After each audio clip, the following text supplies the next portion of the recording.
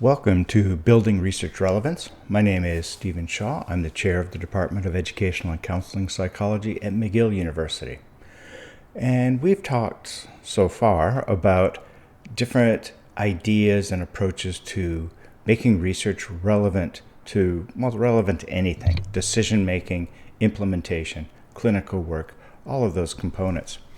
But a big part of making research relevant is just about the credibility of research. And the credibility is taken a big hit with the replication crisis, as we always hear about. This is a fine thing, and some people take it as a knock on research quality or the value of research.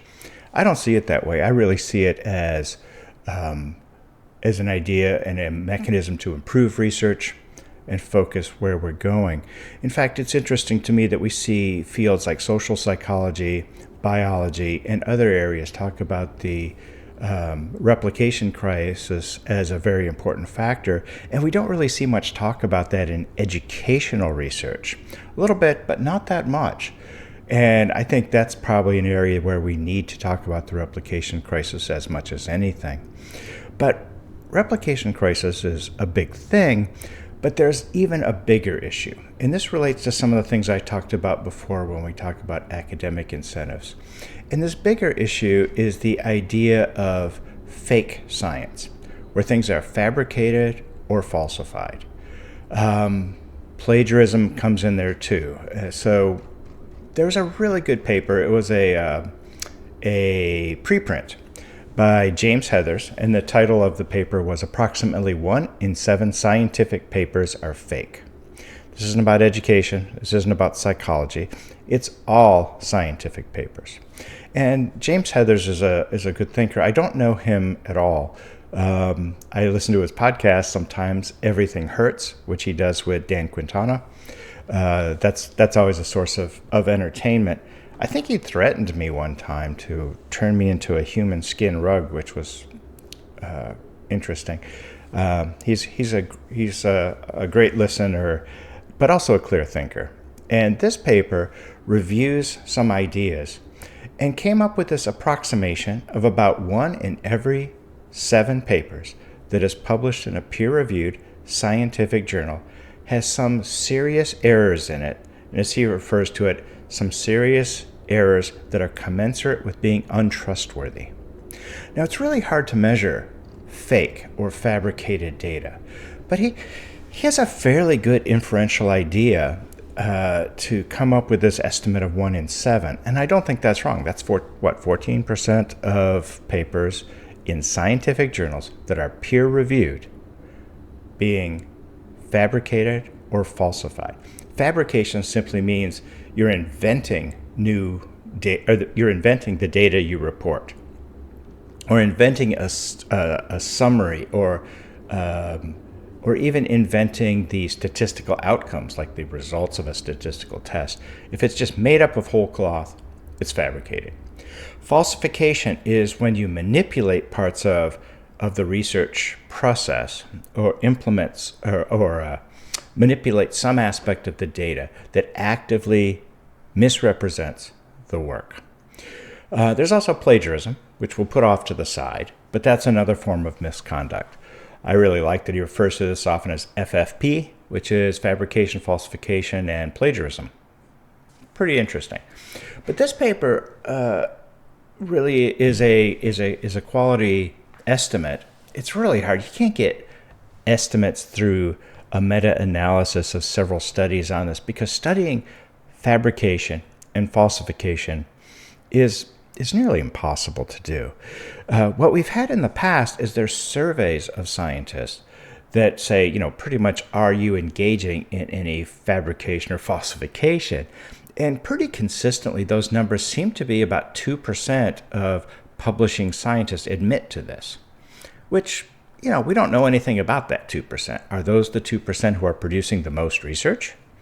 Are those 2% just a total anomaly out there that people maybe, click the survey incorrectly or something like that? Or is this a legitimate number of folks? It's really hard to say what this is. There are people who study the science, I guess you'd call it meta-research, the science of scientific production, but this meta-academic or meta-research is out there. And Heathers did this really interesting thing of, he just talked to his friends in this area. What do you think? How many are just fabricated or falsified? And he got an answer of 15%. He reports this in the paper, but it's not really the core component of it.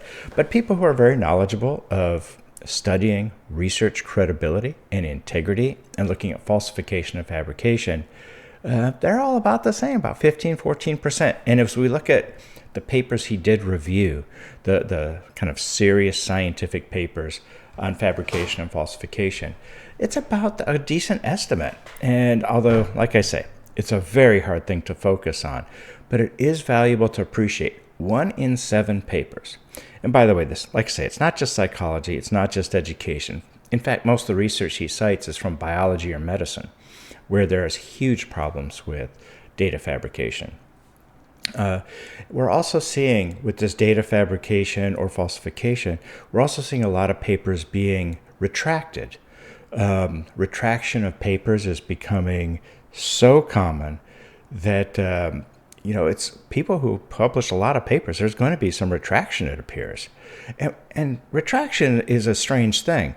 It's not something that happens because there were some mistakes made. We made a little bit of a mistake in a typographical error, overinterpreted something, made a minor aspect of error and correction. That usually doesn't yield a retraction.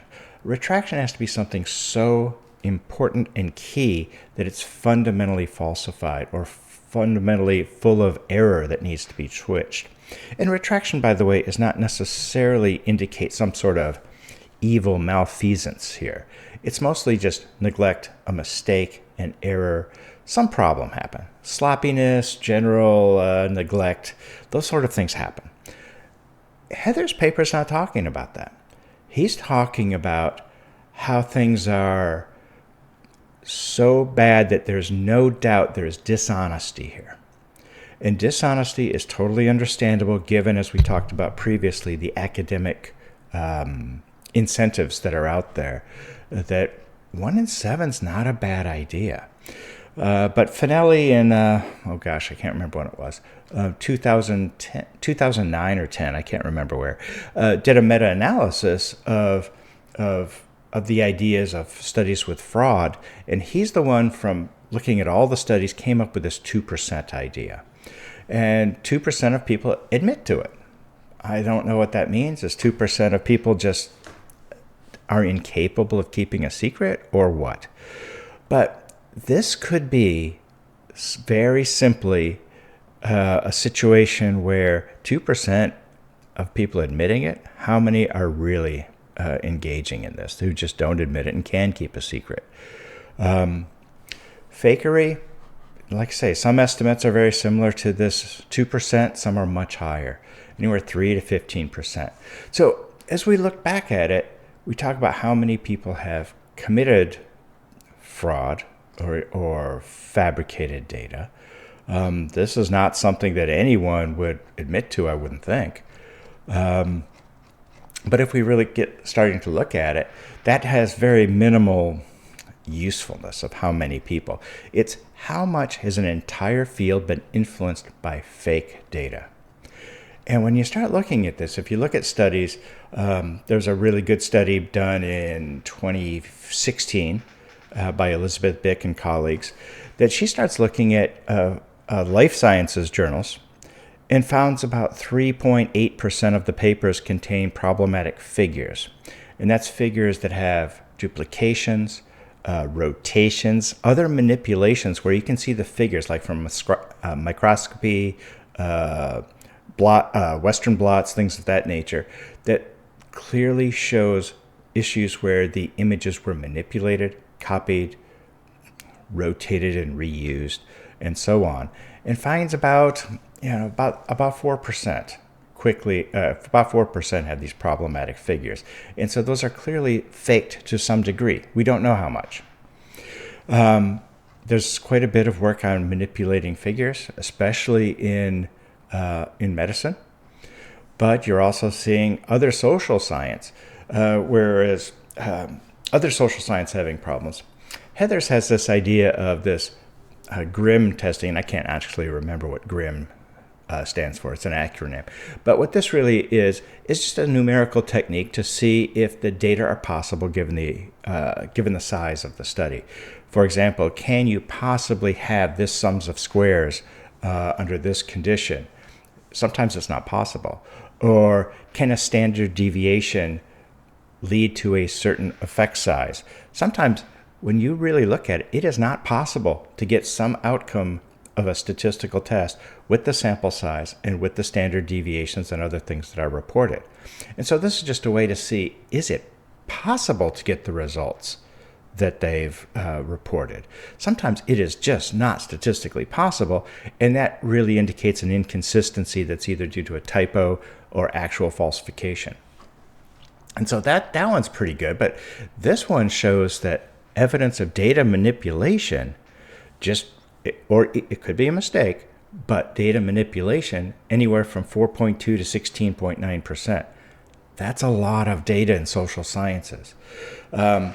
And another one, this is a great paper where a measure or an editor of the journal Molecular Brain, over 3 years, when he reviewed manuscripts, he would ask for raw data. And he did this 41 times. Just say, I don't believe, he didn't say this, I'm sure, but asking for data to follow up on. So I could see the raw data, replicate the analysis for himself. But out of those 41 papers where he requested data, he only received 20. Let me rephrase that. He had 20 papers just withdraw. And this is exactly what I got to see as an editor. I did not do this in a systematic manner. I did it just when I saw data that just don't make sense. That there's no data that are that perfect. If you have perfect data, you've made a big mistake probably. When I saw papers on 3 studies that were perfect data, and I just asked for the data. Say, can you give me access to that data? I need them anonymized. Of course, that can be an issue, but in these 3, that was not an issue. I asked for 3 people to send the data. All 3 withdrew the paper for consideration. So this one, Miyakawa, who's the editor, but when they look at this clearly shows that people are giving data and or giving results of a paper and don't want to give their data. I think it's because most likely these were problematic papers that that they just didn't want the data to see because the data were probably made up. By the way, that Miyakawa paper, there was 181 manuscripts. He requested data for 41, and 20 withdrew. So that's a lot. That's well over 10%. Well, he estimates that rate of fabrication or falsification about 14.4%. That's a lot. And we're talking about something that has potential to totally change a field. There's other things talking about paper mills, which are big parts of this. Who knows what the link of falsification and fabrication is in paper mills? Remember, paper mills are a commercial service that really allows you to publish anything. There's a lot of goofy expressions in there. Cope did a report on paper mills where these things get cited. These papers actually get cited. But they talked about where they looked at paper mill publications. There's kind of an estimate that influence of problematic data are at least 14%. This is bad. This is bad, folks. We're seeing academic incentives lead to approximately 14 to 15% of published papers that have gone through peer review. Now, the exception might be the paper mills, but other than that, they've gone through peer review. These aren't just people posting, nailing their papers to the church door. These are legitimate peer-reviewed scientific papers. About 15% clearly have some evidence of fabrication or falsification. This affects an entire field. The idea that we may have to go back and reanalyze data, that we may have data fraud as an issue, I do commend to you that there's a really good paper, a very simple paper called Psychology Research and Applications. It's a 2021 publication, so it's older. But Walter Shum, he wrote a nice little paper, which is 9 ways to detect possible scientific misconduct in research with small samples. And by small, he defines as less than 200. Just a very simple approach that anyone can do without software or sophisticated systems, but help detect patterns that are typical of fabricated research. I do commend that paper to researchers. I think we may have to get to that point where many of us have as a sub part of our, or a secondary research agenda, to actually go back and begin looking at papers that we make decisions on. And I don't want to be too weird about this, but in social psychology, and well, that sounded mean to a certain field, but some aspects of social sciences, they're just not relevant anyway. If school psychology, my field, if school psychology takes data where we think 15% of those data are false, fabricated, otherwise wrong, and now we're beginning as practitioners, as clinicians, to use evidence-based practices, and we're putting this into practice, that means a significant minority of our studies are not just incorrect, sloppy, poorly interpreted, but are actually misleading intentionally with fabrication and falsification. We're affecting the lives and education and mental health of children by calling this evidence-based practices, but using studies that are not entirely credible. We need to really update this, and we'll talk in the future about some methods that can mitigate this serious problem that is based almost exclusively on these bizarre academic incentives that are leading us down this path. So I'll stop this here, but believe me, we'll talk about this again with some specific techniques on ways to make research relevant. You can't be relevant unless you're credible, and right now, I'm not sure a good hunk of our research is at all credible. Thanks very much, and I'll see you next time. Bye-bye.